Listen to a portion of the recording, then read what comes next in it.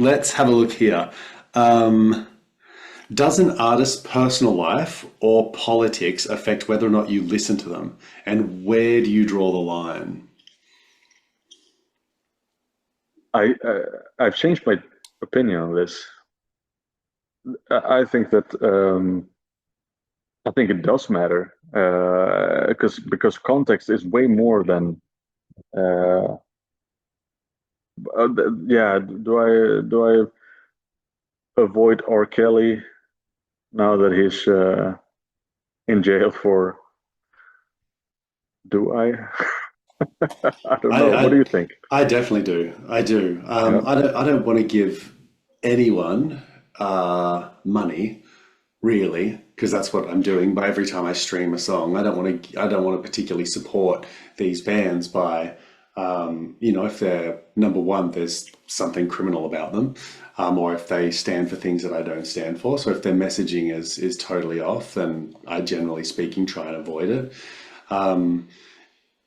And there's actually there's look, I'm not gonna talk about the specific examples because I don't want to upset people. But there is a band that I'm positive would be my favorite band of all time.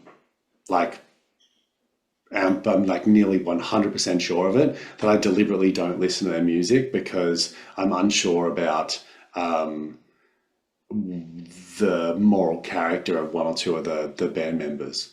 So I think the key thing here is that, like, if there's a band, for example, that do stand for something that I'm not for, then I try to avoid listening to it. If there's messages out there that I don't condone, then I try not to listen to it. If people stand on like, if they're just really bad people, then I try my best not to support them. And so Uh, that's the way I kind of look at it. And because there's so much stuff out there that's amazing, there's so much stuff out there that is and are artists that I'd like to support. And so for me, I'd just prefer to spend the time doing that, giving them money, than doing the opposite. So I think I'm less influenced by the bad things people are doing and more influenced by the good things they are doing. So, like, it does speak to me that, for example, someone like Peter Gabriel is, very uh, invested in social justice, right? And does, that I think um, makes it even more inspiring to listen to the music that it does. More mm. than that, I listen to some music and I know that there's some uh, nasty motherfucker behind it. Yeah, Yeah, and yeah, and that's the yeah, other thing as well, is sometimes I think there's just playing. Like, for example, it might be a song where, you're talking about popping caps or whatever, and I kind of yeah, laugh yeah. at it, and I don't think there might be anything really truly behind it. So I don't care. But in saying that, to actively go out and sort of promote something is like, you guys need to listen to this. It's so fantastic, or it's so good. That's where I draw Look, the line. I have to say, you also have one example of this is then a bit obscure maybe, but you have the Swedish rap scene in like the early 2000s was a pretty like healthy genre. Like Mm. it was, street, urban, whatever, but um, it was focused on the music and the like the lyrical content at least, and then yet that you have to be able to drop some bars, Mm. have some skill. And then something happened. There was I would love to out this band just because I hate them so much. There was a band called Kartellen, so the cartel.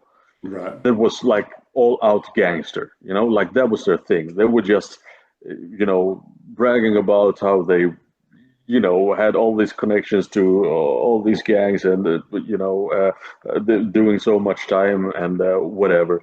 And it was like, but they could also not rap. So it was like that was all they had. And and you could see kids were being massively influenced by that shit. Mm. They they were really a bad influence on uh, the streets of the Swedish suburbs. Yeah. Yeah. And and after that, it just spiraled. Like all the all the rappers that came after that, no one could rap for shit, and they were just deeper and deeper into the misery of criminality. Like nowadays with the Swedish rap scene, all you have is like the gangs putting some loser out, and then a couple of years later he gets popped, and it's like, man, what a tragedy that Mm. has become. And and there for sure, I mean, I would not. You would have to pay me money to listen to Swedish rap these days, Mm. just because of that. There you have one of those examples. Like, all they do is mislead the youth, Mm. Mm. uh, and sure, even if they had bars, I could not get through it because of how bad of a it just makes me upset.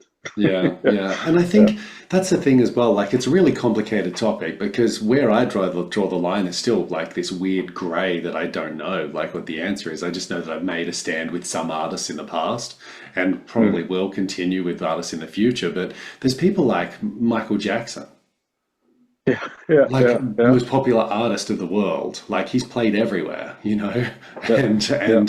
you just go, and he was don't know what sort of a character he was. Like, Everybody loves you when you're dead. Yeah.